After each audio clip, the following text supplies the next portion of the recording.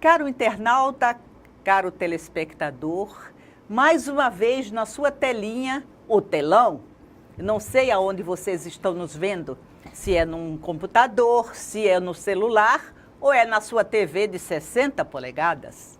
Cláudia de Bulhões com o programa Gente da Gente. Hoje nós vamos ter um historiador para falar sobre o Rio São Francisco. Mas eu não começo o programa sem agradecer a equipe que faz com que este programa vá ao ar. Paulo na direção, muito obrigada, Gerson Baia e todos os outros que estão no suporte. Nós agradecemos, o Gente da Gente agradece a vocês. Quando eu mudo de horário, vocês sempre estão prontos para vir no horário que eu peço. Só tenho a agradecer. E agradecer também a minha, a sua, a nossa TV Assembleia.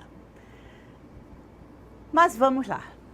Hoje nós estamos aqui com uma pessoa que eu considero ímpar, meu amigo pessoal, e um grande profissional e um grande político. Para falar sobre o Rio São Francisco, vocês já sabem quem é. É o grande sertanejo, o doutor Inácio Loyola. Seja bem-vindo ao programa Gente da Gente, Inácio Loyola. Prazer muito grande, Cláudia, estar no programa Gente da Gente. Meus cumprimentos aos telespectadores da TV Assembleia, como também os nossos internautas. Estamos falando aqui hoje, como você colocou, o nosso tema é exatamente o Rio São Francisco, que no meu entendimento, Cláudia de Bulhões, o maior problema que o Brasil enfrenta hoje é a situação, é a degradação que se encontra o Rio São Francisco. Nós estamos atravessando a maior crise política, a maior crise econômica e a pior crise moral da história do Brasil. Mas isso é passageiro. Mas as questões do Rio São Francisco a cada dia se agrava. Por conta disso, eu venho dizendo há anos que o maior problema do Brasil hoje é a questão da degradação do Rio São Francisco. Piranhas é uma cidade linda, é uma cidade que tem um rio, mas é muito quente, né, doutor Inácio? Piranhas é muito quente. Como todas as cidades do sertão, como todas as cidades ribeirinhas do São Francisco. Mas você não pode falar da história de Alagoas, do Nordeste do Brasil, sem falar na histórica cidade de Piranhas. E por conta disso, Cláudia de Bulhões foi a primeira cidade na região do Polígono das Secas. O Polígono das Secas representa 70% da área territorial do Nordeste. O Polígono das Secas começa no norte de Minas Gerais e vai até o sul do Piauí. Nessa área territorial, a primeira cidade a ser reconhecida como patrimônio histórico da União, historicamente e paisagisticamente, foi a cidade de Piranhas, exatamente no dia 17 de dezembro de 2003, e me orgulho muito que, naquele momento, o prefeito de Piranhas e quem mostrou perante o Conselho do IFAM, lá em Brasília, quem fez essa defesa, e por unanimidade o Conselho reconheceu, foi eu, como prefeito de Piranhas. É um orgulho que eu carrego para o resto de minha vida. Não é para menos. Né? Quando eu digo que você é o maior historiador como sertanejo, eu não estou errada. Por que você começou a estudar sobre a história? Olha, veja bem, eu costumo dizer que perante a humanidade existem dois consensos. Independente de sua nacionalidade, independente de sua naturalidade, independente de sua ideologia política, independente de sua religião, ou seja, o ser humano gosta de música e de história. Isso é um consenso mundial. Todo ser humano gosta de música e de história. Como eu não sei cantar e tocar, me dediquei à história. porque você é um conhecedor muito grande, não só do Rio São Francisco, como também do Cangaço. Mas nós vamos hoje falar sobre o Rio São Francisco. Eu estive olhando, Inácio, o Rio São Francisco, a nascente dele é muito pequenininha. Como é que ele se torna aquele rio tão caudaloso? Primeiramente, todo rio, a sua nascente é um filetezinho de água. Ao longo do seu trajeto, do seu caminho, ele vem recebendo água dos seus afluentes. Eu quero esclarecer a você e aos nossos internautas e telespectadores, para se ter uma ideia, de cada 100 litros que chega no Rio São Francisco, 75% vem do estado de Minas Gerais. 20 litros vem do estado da Bahia. E os restantes, 95 litros restantes, vêm dos estados de Goiás, de Brasília, de Pernambuco, de Alagoas e de Sergipe. Concluindo, de cada 100 litros que chega na foz do Rio São Francisco, os estados de Alagoas e Sergipe, Cláudia, só contribuem com 1 litro de água. Por conta disso é que os mineiros dizem que Minas é a torneira do Rio São Francisco, porque é quem mais alimenta, a sua bacia hidrográfica leva essa quantidade de água que eu coloquei para você e os nossos internautas e telespectadores. Eu acho fantástico. Nasceu um filetezinho de água, como a gente vê quando procura, e depois ele tornar-se um rio caudaloso como é o São Francisco. Da mesma maneira, são os grandes rios, o Rio Amazonas, o Rio Madeira, o Rio Amarelo na China, todos os grandes rios, o Rio Nilo no Egito, ele sempre começa com um filete, a sua nascente, e ao longo do seu percurso, de sua extensão, ele vai sendo alimentado pelos seus afluentes. Aí uma pergunta geográfica, tá? Mas eu procuro informar tudo ao meu telespectador. Não sei se é possível a resposta. Quem nasce primeiro, o rio ou os afluentes? Olhe, é a mesma coisa de se saber quem nasceu primeiro, foi o ovo ou a galinha. Entendeu? Então, é muito difícil de... Realmente, é por isso que eu digo, eu não sei se vai ter resposta, né? Mas pergunta teve.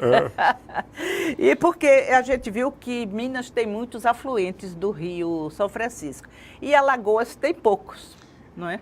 Nós só temos 3 afluentes e mesmo assim são rios temporários, ou seja, só correm no período de chuvas. Do sertão para cá, acompanhando o caminho do Rio São Francisco, o primeiro afluente é o Rio Capiá.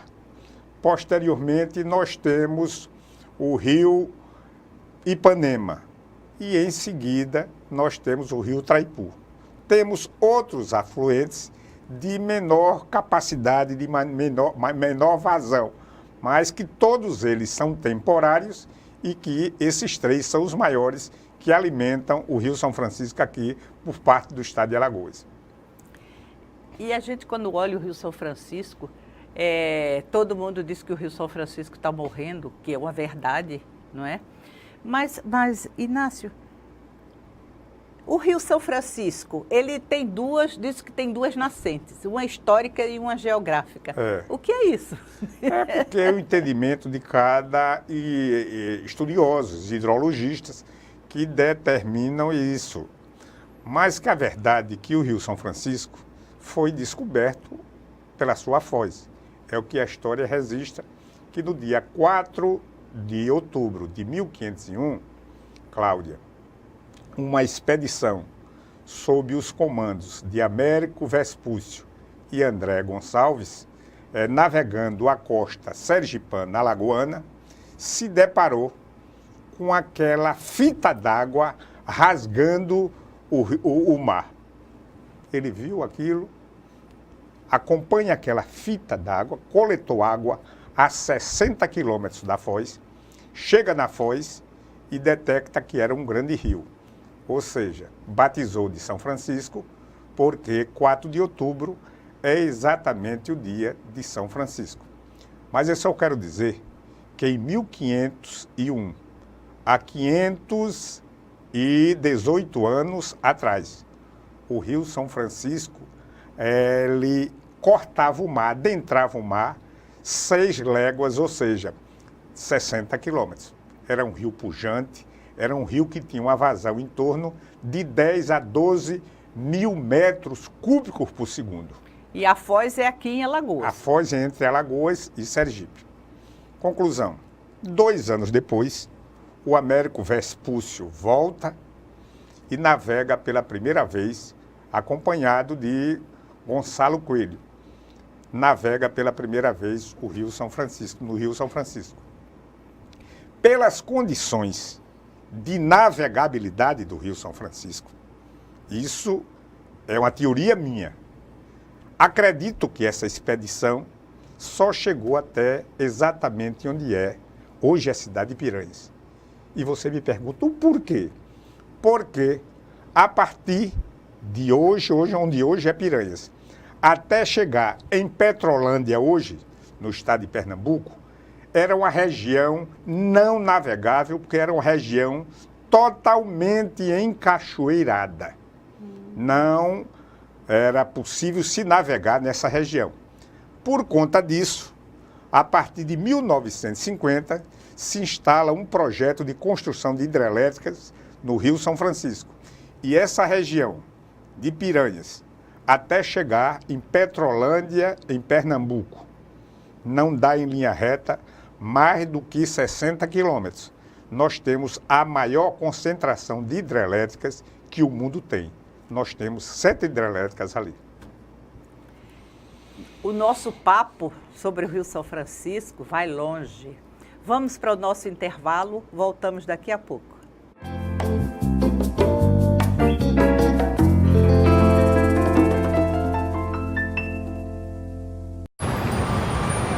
Quando fiquei sabendo que tinha tuberculose, imaginei, é o fim. Mas logo descobri, tuberculose tem cura. Se parar o tratamento, a doença pode voltar, mais forte. Família, amigos, profissionais de saúde, todos juntos contra a tuberculose. É bom saber que eu não estou sozinho. Em caso de tosse por mais de 3 semanas, procure uma unidade de saúde. Pode ser tuberculose e o tratamento precisa ser feito até o fim. Quando aquele seu amigo namorador teve a primeira filha, você falou que ele passou de consumidor a fornecedor? Já aproveitou ônibus lotado para se aproveitar da passageira? Já falou, prendam suas cabras que meu bode tá solto? Pode parar. Isso incentiva o machismo e a violência sexual. A gente só muda a cultura do estupro mudando o nosso modo de ver o mundo. Machismo. Já passou da hora.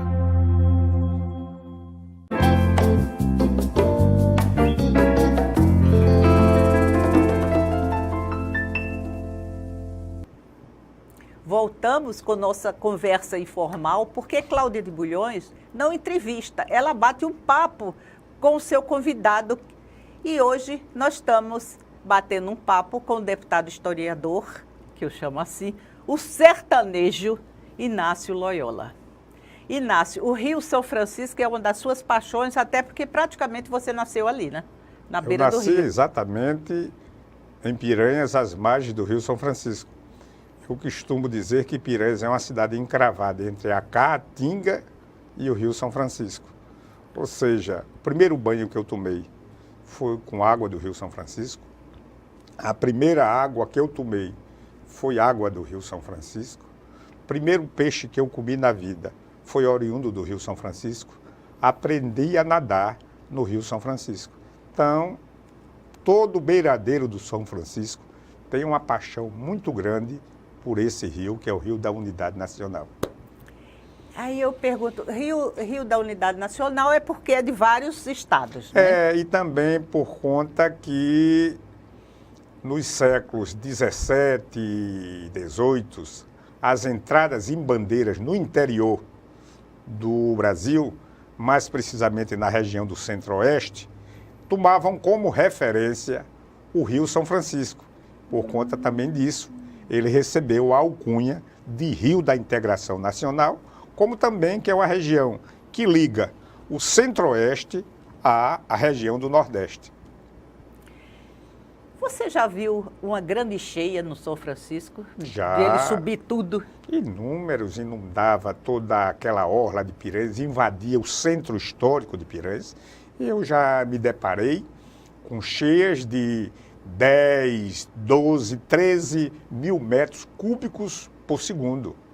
Toda aquela região do Baixo São Francisco era afetada. Eu quero aproveitar para dizer que muitos dizem quantos milhões de litros d'água são jogados no mar pelos rios sem serventia. E, Cláudia, é um puro engano. Todo rio começa a morrer pela sua foz. No início dessa nossa conversa, eu disse que em 4 de outubro de 1501, Américo Vespúcio descobriu o Rio São Francisco e colocou e captou água potável no mar a 60 quilômetros da foz. Ou seja, o Rio São Francisco rasga o mar. em mar. E todo o rio começa a morrer pela foz. Isso é a lei da natureza. Quando um rio não tem água para adentrar no mar, o mar é quem adentra no rio. Veja bem, o IBAMA estabeleceu, que eu discordo totalmente.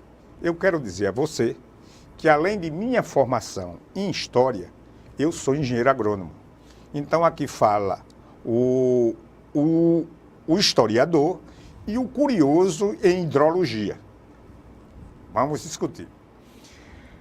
O IBAMA estabeleceu que a vazão ecológica do Rio São Francisco é 1.300 metros cúbicos por segundo. Eu discordo. No meu entendimento, é 1.500 metros cúbicos por segundo. Muito mais. Que quer dizer vazão ecológica. Se não chegar, segundo o IBAMA, essa quantidade de água na foz, 1.300, em vez do Rio São Francisco adentrar no mar, o mar é que adentra no Rio São Francisco. Mas hoje, a realidade é que a nossa vazão hoje é de 550 metros cúbicos por segundo. Ou seja, o mar é que está adentrando no São Francisco. Como a nossa foz está encravada entre os estados de Alagoas e Sergipe, o Rio São Francisco está começando a morrer por esses dois estados. Já temos reflexos sérios em Piaçabuçu, em Penedo e em municípios como Neópolis, no estado de Sergipe. Por conta disso, volto a repetir, Cláudia, o maior problema do Brasil é a situação em que se encontra o Rio São Francisco. Até por conta de quê? O Rio São Francisco, ele abastece inúmeras cidades de Minas Gerais, da Bahia, de Pernambuco, de Alagoas e Sergipe. E agora, com esse criminoso projeto de transposição das águas do Rio São Francisco, eu ia chegar nesse assunto, para cidades da Paraíba, cidades que não fazem parte da bacia hidrográfica de Pernambuco, e que esse projeto vai levar água para os estados do Rio Grande do Norte e também do Ceará. Quer dizer que você é contra a transposição? Sempre fui totalmente contra. É o que de mais criminoso existe no Brasil. Se nós não temos nem essa vazão ecológica, nós estamos bem abaixo da metade do estabelecido de 1.300 metros cúbicos por segundo do IBAMA, nós estamos com 550, esse projeto vai retirar mais 127 metros cúbicos por segundo. E para esclarecer aos telespectadores e os internautas, essa água só vai atender apenas 1% dos nossos irmãos sertanejos, parte de Pernambuco, da Paraíba, do Rio Grande do Norte e do Ceará. Mas eu quero dizer aqui a você, Cláudia, que Deus foi muito generoso com o Nordeste. Para o Nordeste setentrional, ele deu, aliás, vou começar, para o Nordeste meridional, O que é o Nordeste meridional para esses geógrafos que dividiram o Nordeste agora, meridional e setentrional?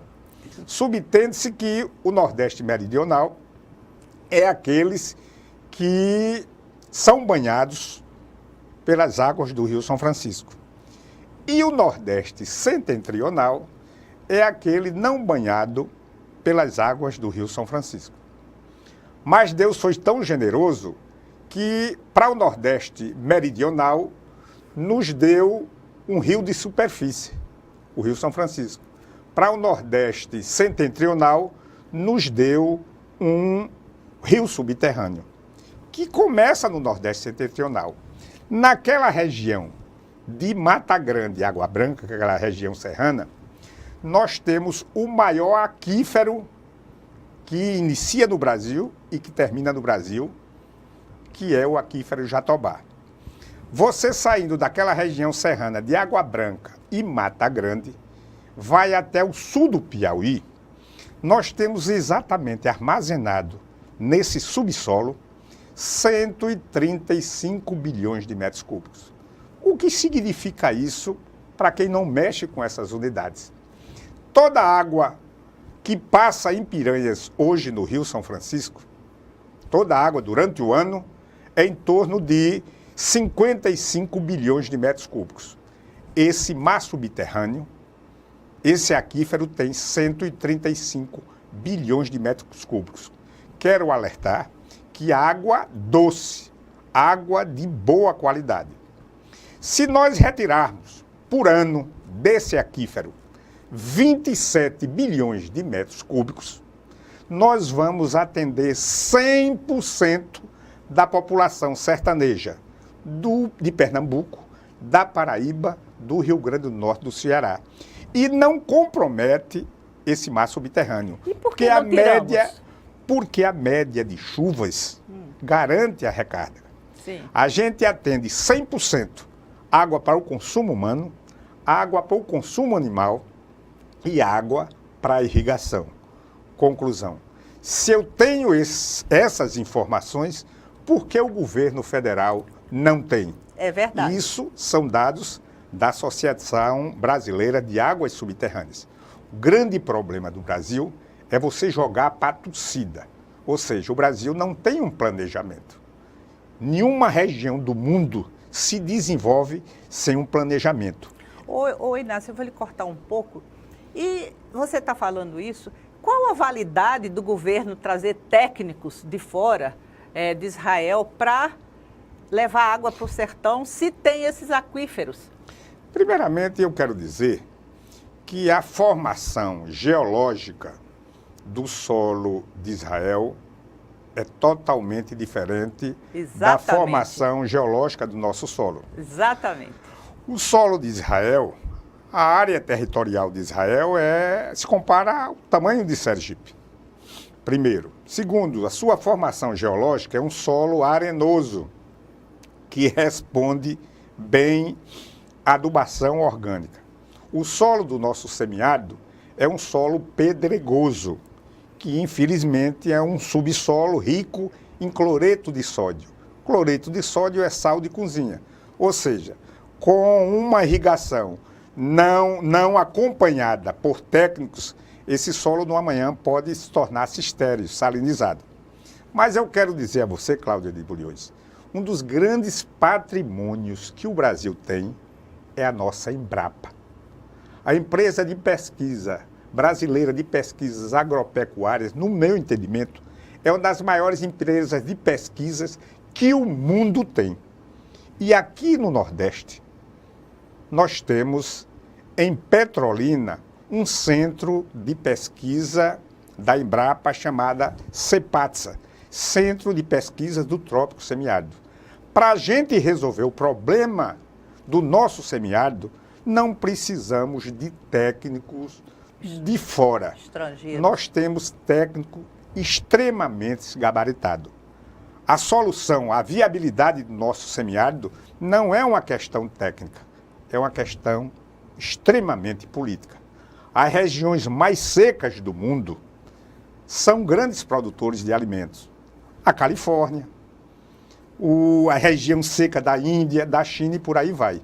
Então, nós precisamos de uma decisão política que nós seremos uma região tão viável como são as outras regiões aqui do Brasil. Então, falta investimento no Ibrapa, na Ibrapa? Não, nós temos essas soluções. O que se precisa é uma decisão política, porque o corpo técnico do Brasil, nós temos soluções para tornar viável o nosso semiárido.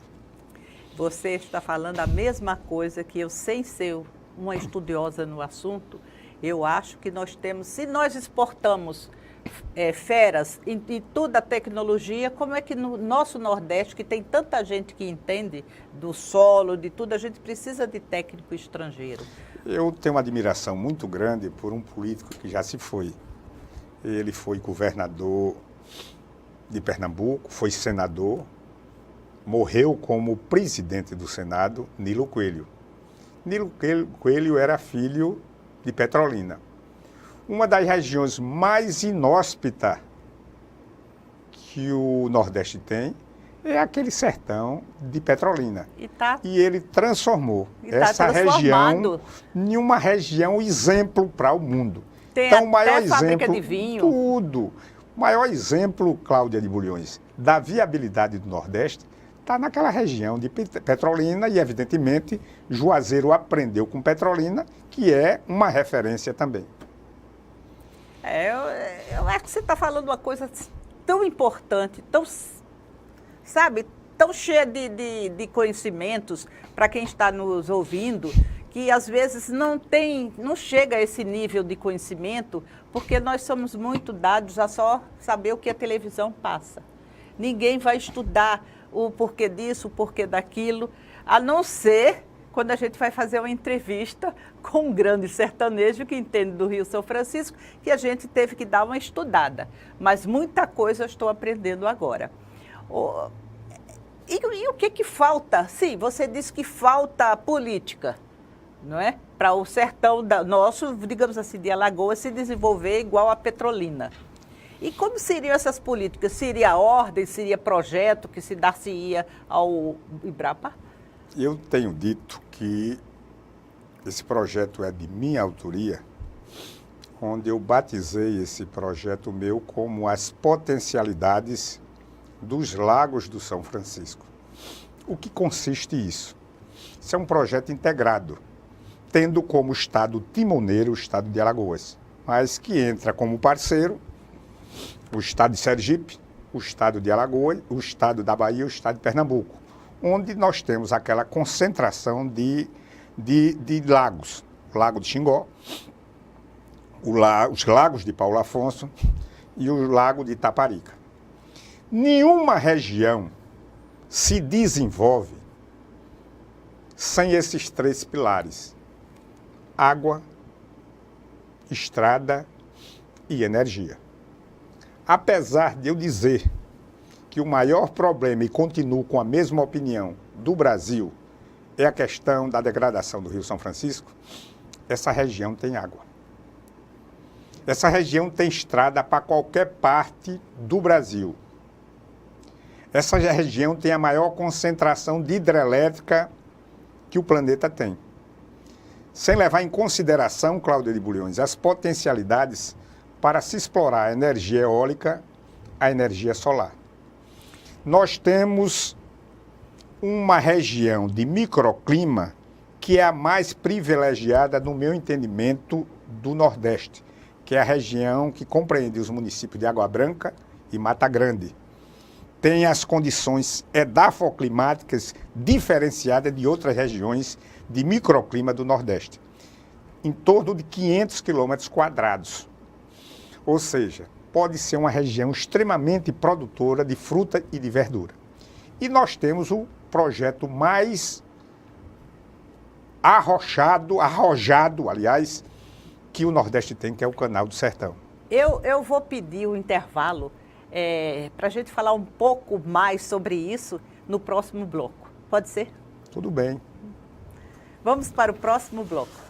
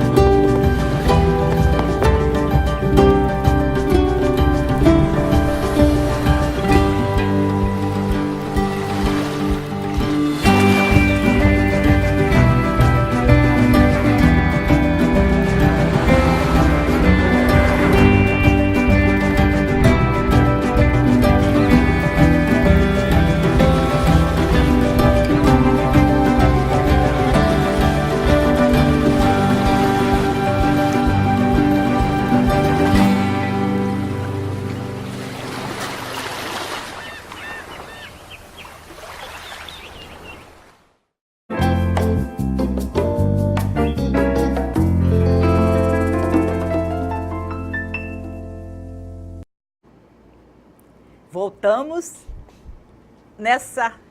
nesse bate-papo muito bom, com esclarecimentos pelo deputado Inácio Loyola, que é um grande historiador do Rio São Francisco. Ele está aqui, sim, como deputado, mas ele está mais como historiador. Continuando a sua fala sobre o projeto, pode esclarecer? Pronto, como eu coloquei, então essa região nossa tem água, tem estrada, tem energia, tem essa região de microclima. Nós temos o maior projeto hídrico do Nordeste, que é o Canal do Sertão, com 200 quilômetros de extensão, começando em Delmiro Gouveia e vai até Arapiraca. Além de tudo isso, vizinho a Delmiro Gouveia, nós temos um aeroporto do porte de Aracaju, em Paulo Afonso, ocioso lá. Gente! Ocioso. E nesse século, Cláudia de Bulhões, nenhuma região se desenvolveu, avançou mais turisticamente do que aquela região dos Lagos de Xingó. Todas essas potencialidades que essa região tem, que o nosso estado tem, eu pergunto a você, os nossos internautas, os nossos telespectadores. Feira de Santana tem isso? Caruaru tem essas potencialidades? Campina Grande tem essas potencialidades? Juazeiro do Norte tem essas potencialidades de maneira nenhuma. De cada 100 litros que se consome no planeta, 70 litros é destinado à produção de alimentos, para irrigação. 22 litros é destinado ao consumo industrial. E apenas 8 litros é destinado ao consumo doméstico. Ou seja, essa região tem água para produzir alimentos, que nós temos o Canal do Sertão. Nós temos água para absorver as indústrias que as demais cidades, polos do Nordeste, não têm. E, como eu disse, nós temos toda essa facilidade em termos de estrada, em termos de aeroporto. Como eu disse, nós temos um porto em Aracaju, a 180 quilômetros, e temos outro porto aqui em Maceió, a 250 quilômetros. O que precisa é exatamente a gente mostrar e a gente desenvolver essa região. Eu costumo dizer, não me canso de dizer, que quando se fala na Califórnia, a Califórnia é sinônimo de riqueza, de desenvolvimento, de progresso. A cidade que menos chove no Brasil é uma cidade da Paraíba chamada Cabaceiras. A média de chuvas em Cabaceiras, ano, é em torno de 300 milímetros. A média de chuvas na Califórnia é 200 milímetros ano. Ou seja, a diferença é que Cabaceiras é uma das cidades mais pobres do planeta e a Califórnia é um dos estados mais próspero que o mundo tem. Então, tudo isso é uma questão de planejamento. E de política. E de política nós temos. Então, eu vejo o sertão de Alagoas como a grande redenção do nosso estado. E isso levando em consideração todos os municípios. Nós temos diversas regiões, sub-regiões. Você chega na região da Bacia Leiteira, a Bacia Leiteira nossa já foi uma das referências do Brasil. Precisamos incentivar todas essas potencialidades, a agricultura de irrigação, a pecuária leiteira, fortalecimento do comércio, o turismo, como eu disse. Então é uma região muito rica, uma região eclética que pode ser tão desenvolvida, volto a dizer, como as grandes regiões com escassez de chuva que o planeta tem. O próprio Israel. Agora, se a gente tivesse mais estradas de ferro, também melhoraria. Porque tudo isso que você falou depende, vamos dizer assim, de uma integração. Eu posso ter o meu leite, eu posso ter minha cooperativa, mas eu tenho que ter um bom escoamento. Eu tenho que ter por onde escoar. E só por estradas, você acha que isso seria viável? Um dos grandes crimes no Brasil foi com a instalação do governo militar, a desativação de várias ferrovias por esse Brasil, Isso. que derivaram-se do governo de Dom Pedro II. Em 1877, a maior seca da história, uma das maiores tragédias naturais da história da humanidade, Cláudia, foi a seca de 1877. Naquele momento morreram 500 mil nordestinos, vítimas da fome, da sede, da doença. 5% da população brasileira foi dizimada naquele momento. A história pouco registra isso. Mas em 1859, Dom Pedro II fez a memorável viagem às províncias do norte, como era conhecida a região do Nordeste. Bahia, Sergipe, Alagoas, Pernambuco, Paraíba. Conheceu Piranhas, toda a região são franciscana, ele conheceu. Quando ele volta ao Rio de Janeiro, uma viagem de quase 4 meses, onde ele inaugurou aqui a nossa catedral no dia 31 de dezembro de 1859, por conta disso, em homenagem a ele, essa rua que passa aqui ao lado da Assembleia, é a Rua do Imperador, porque ele fez o percurso do Porto até a catedral. A rua subindo, que vai dar no CREA, chamava-se Rua 2 de Dezembro, em homenagem ao aniversário dele, que ele estava viajando. Tanto ele inaugurou a catedral em 31 de dezembro de 1859, como foi comemorado o seu aniversário, que tinha sido no dia 2 de dezembro. Quando ele volta para o Rio de Janeiro, ele sentiu que o grande problema do Brasil era a falta de um projeto de Estado para promover a integração entre as regiões do Brasil. Se você promover um intercâmbio entre as regiões Norte, Nordeste, Centro-Oeste, Sul e Sudeste, aproveitando as suas potencialidades, evidentemente nós vamos ter um país de primeiro mundo. Porque nenhum país de primeiro mundo, Cláudia, tem regiões pobres e outras ricas. Tem um desenvolvimento uniforme. O Brasil não. Nós temos regiões super desenvolvidas e outras tão pobres como as mais miseráveis do planeta. E foi exatamente em Piranhas que ele encontrou esse ponto de interseção para promover o intercâmbio entre as regiões do Brasil. E idealizou a construção de uma transferrovia. A primeira foi de Piranhas até Petrolândia, em Pernambuco, que era a região não navegável do Rio São Francisco, que era uma região totalmente encachoeirada. Em 1877, com essa famigerada seca, ele deu início à construção dessa ferrovia.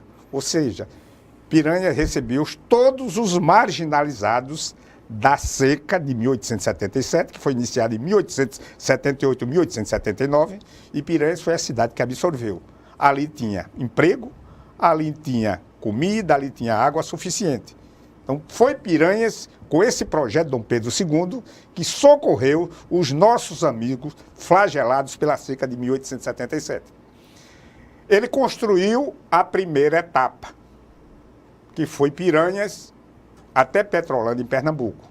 Posteriormente, veio a proclamação da República e esse projeto foi desativado. Que o projeto seria, primeira etapa, Piranhas até Petrolândia, foi executada, inaugurada. A segunda etapa seria de Petrolândia, em Pernambuco, até Juazeiro, na Bahia, que é uma região não navegável do Rio São Francisco. E a terceira etapa iria de Juazeiro da Bahia até o Pará, atravessando todo o semiárido nordestino. Tudo que viesse do norte e nordeste, o que fosse para a região do centro-oeste, ficaria em Juazeiro e de barcos, de navios, ia para a região centro-oeste, Minas Gerais, Goiás, por aí vai. O que fosse para o sul e sudeste, vinha até Piranhas, que era o quilômetro zero dessa ferrovia. E de Piranhas para o resto do Brasil, ia de navios de embarcações. Ou Gente. seja, era um projeto genial de Dom Pedro II. Dom Pedro tinha uma visão. Uma visão desenvolvimentista demais. No meu entendimento, foi o maior governante que esse país teve. Lamentavelmente, como eu disse, com a proclamação da República, esse projeto foi engavetado e com a instalação do regime militar, um dos primeiros atos do presidente Castelo Branco foi a desativação da ferrovia Paulo Afonso, como era chamada. E o pior de tudo isso, Cláudia, que essa ferrovia levaram tudo, dormente, trilho, parafuso, foi um crime a história, foi um crime que se cometeu. Se levou 3 anos para levar todos esses equipamentos de Piranhas até o Recife, para não ter serventia nenhuma. Para nada. Eu vou, assim, passar para você a revista, porque nós temos o Grupo Cultural Gente da Gente, ele é dirigido por uma equipe de idosos. Eu sou a apresentadora de TV com mais idade no Brasil. Eu tenho maior honra quando eu soube disso. A apresentadora com mais idade no Brasil. Sou eu, gente, sou eu. Estou com 73 anos e me orgulho disso. Então, nós temos 3 pessoas, um com 84 anos, uma com 81 e eu com 73. A gente tem uma TV via internet, que é a TV Gente da Gente.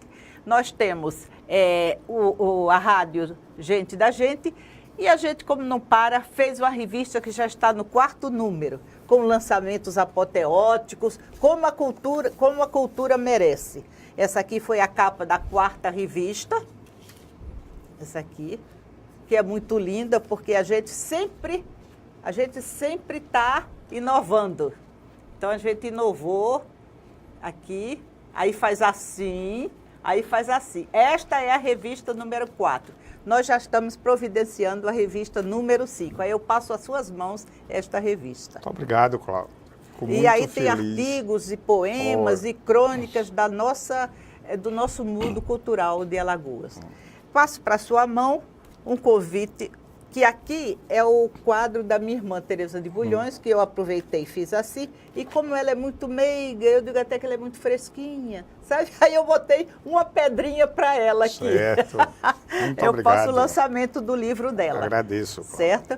E nós vamos para um intervalo daqui a pouco. Estão avisando que é daqui a pouco. Mas vamos continuar. Então, quer dizer que levaram tudo para Recife e lá não fizeram nada dessa parte que levaram de Piranha? Nada, ficou como sucata lá. Foi um crime a história, esse projeto maravilhoso de integração das regiões do Brasil, idealizado por Dom Pedro II. E, por conta disso, nós tínhamos uma ferrovia, com a morte, com a desativação da ferrovia, também afeta a navegação, que nós tínhamos uma navegação muito forte, era uma das principais fontes de economia do Baixo São Francisco, e veio refletir, veja, isso veio refletir também com a decadência de 2 cidades expoentes do Baixo São Francisco, Propriar, em Sergipe, Penedo, em Alagoas. Tudo isso foi reflexo da desativação da ferrovia Paulo Afonso. Agora sim, nós vamos para o nosso intervalo e voltamos falando do Rio São Francisco e a sua possibilidade de ser contaminados pelos rejeitos de minério. Até daqui a pouco.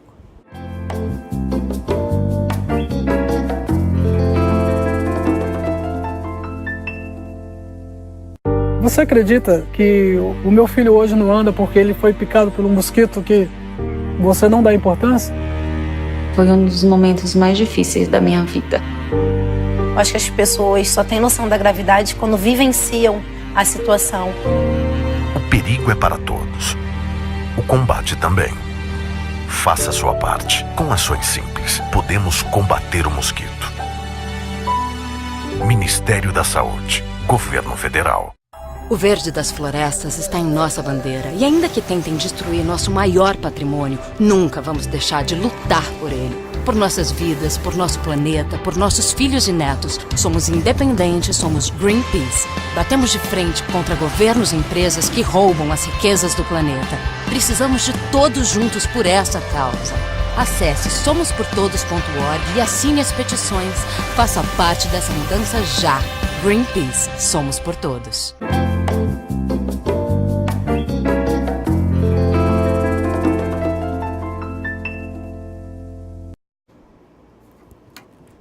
Voltamos e agora vamos para um assunto que nós estamos esperando a entrevista toda. Inácio Loyola. Brumadinho. Uma catástrofe, a segunda maior catástrofe de rejeitos de minério. É possível que o Rio São Francisco seja contaminado com esses rejeitos? Primeiramente, eu quero dizer, Cláudia de Bulhões, que eu venho dizendo há muito tempo que a ciência desse século é a ecologia. Ou a gente se conscientiza de preservar o meio ambiente, ou a gente vai acabar com a nossa morada, que é o planeta Terra. A natureza é perfeita. E ela, quando é ferida, ela devolve isso algum tempo depois. O mundo, o planeta, está vivendo instabilidades climatológica, meteorológica, geológica imensa. Nós temos, com esse aquecimento global, que há muitos anos os pesquisadores vêm mostrando a necessidade de se cuidar com o meio ambiente, e todos os políticos levando isso, empresários, na brincadeira. É verdade. Principalmente aqui no Brasil. A ecologia é lamentável, né? Você a gente vê, poder dizer, principalmente aqui no Brasil, que eu concordo com você. Você veja que se achava que água era um bem infinito. E hoje nós estamos vendo que o grande problema desse século para o mundo vai ser a falta de água potável para o consumo humano, para a produção de alimentos, para o consumo industrial. Os rios estão morrendo. Ou seja, inclusive água era sinônimo de tudo que era fácil. Como foi a prova? Foi água.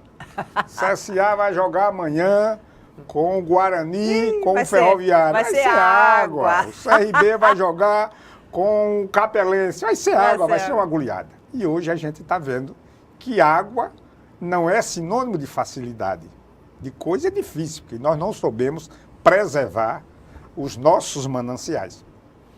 E na questão aqui do Brasil, é que não se leva a sério as questões ambientais. E Minas Gerais, as Minas Gerais, que o nome já deriva-se de Minas, Sim. das potencialidades de mineração que tem o seu subsolo, no intervalo de 3 anos, já aconteceu 2 desastres, 2 crimes. O primeiro, que aconteceu na cidade de Mariana, onde morreram 18 pessoas, que foi em 2015. Acabou totalmente com o Rio Doce, afetando todo o seu percurso em Minas Gerais, afetando também no estado do Espírito Santo. Nesse último dia 25 de janeiro, aconteceu aquele desastre na cidade de Brumadinho, onde, sem o zelo, sem o cuidado, sem um acompanhamento técnico, sem a responsabilidade, a Vale e a Samarco nunca procuraram fiscalizar uma coisa que poderia causar esse dano. Isso foi um crime anunciado. Ou seja, o rio Paraopeba, que é afluente do Rio São Francisco, a preocupação é que esses rejeitos de mineração venham chegar no Rio São Francisco.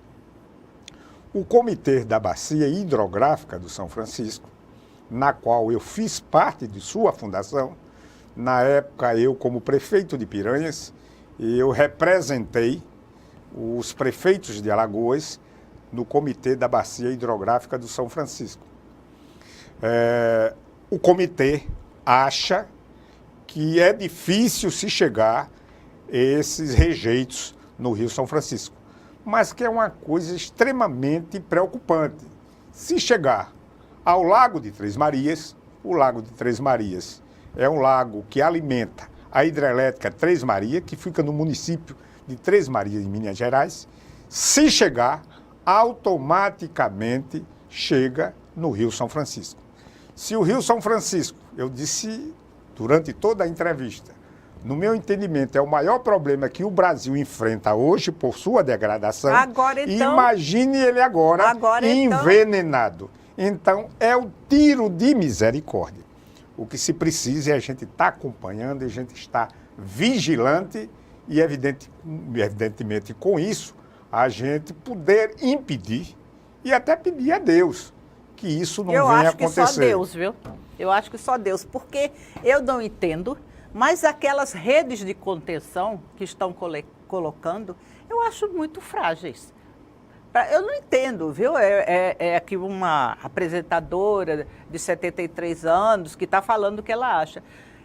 Como você disse, se chegar em Três Marias, vai chegar, pode chegar em Três Marias? Pode chegar em Três Marias. Chegando em Três Marias, é o portão de entrada para chegar no Rio São Francisco. Estão fazendo alguma coisa para não chegar? Muito está se fazendo, mas você diz o seguinte, Cláudia, muitas vezes não precisa a pessoa ser especialista, ser curiosa, entender de assunto A, B e C. Existe a questão da lógica, o princípio da lógica.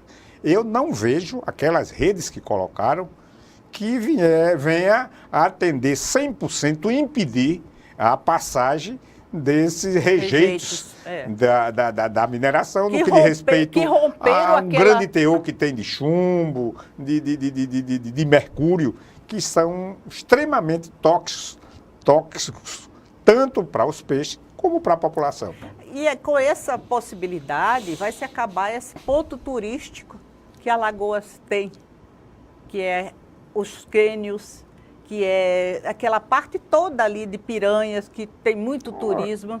Vai tudo... Olha, veja bem, é uma catástrofe. O dano que vem causar. Veja bem, o Rio São Francisco, eu disse durante a entrevista, que é responsável por abastecimento de inúmeras cidades de Minas, da Bahia, de Pernambuco, hoje da Paraíba, com o projeto Pernambuco, Alagoas e Sergipe. O Rio São Francisco é responsável por 300 mil hectares de projetos de irrigação ao longo de sua bacia hidrográfica.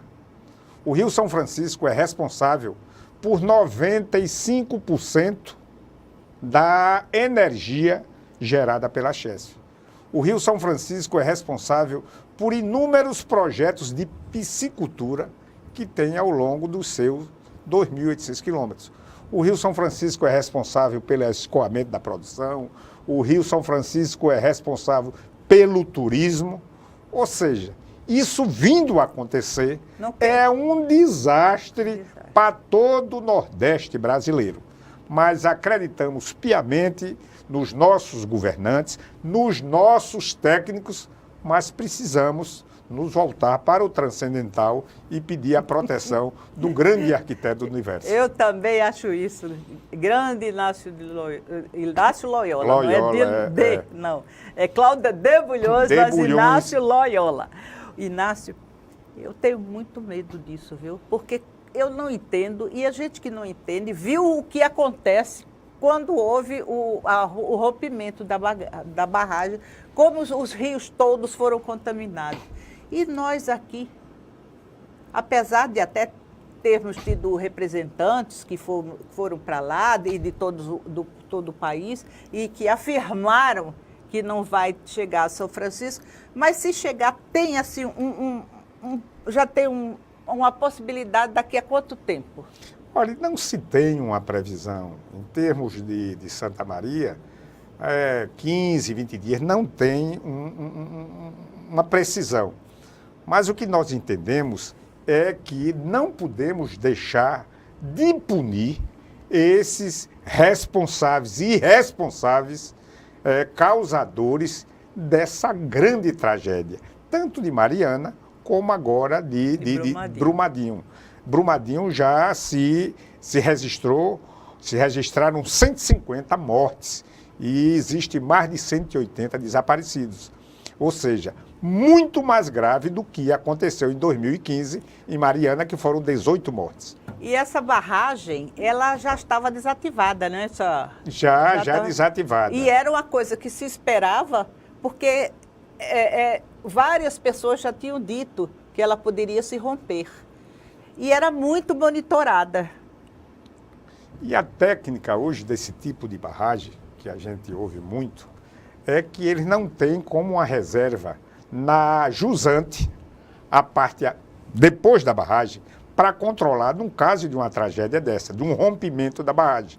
Então, não tinha essas barragens como reserva para absorver, evidentemente, todos esses dejetos.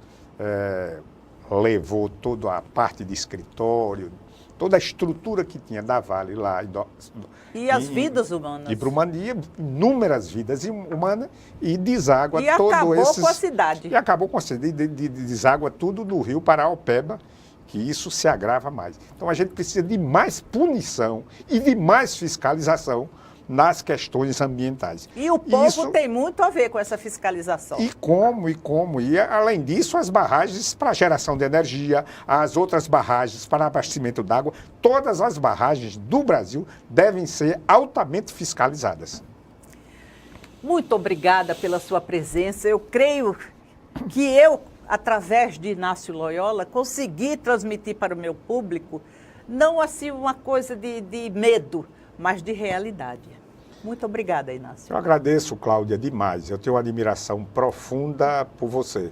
Muito obrigada. Você é um dos patrimônios de Alagoas. Você faz um jornalismo imparcial, um jornalismo que é respeitado por todo o seu público. E, evidentemente, com isso eu quero dizer, um dos grandes desejos meu era ser entrevistado por essa mulher de têmpera espartana, forte, determinada, porém de princípios atenienses, democrática. Muito obrigado, Cláudia de Bulhões. Muito obrigada, Inácio. Fiquei até emocionada. Até o próximo programa.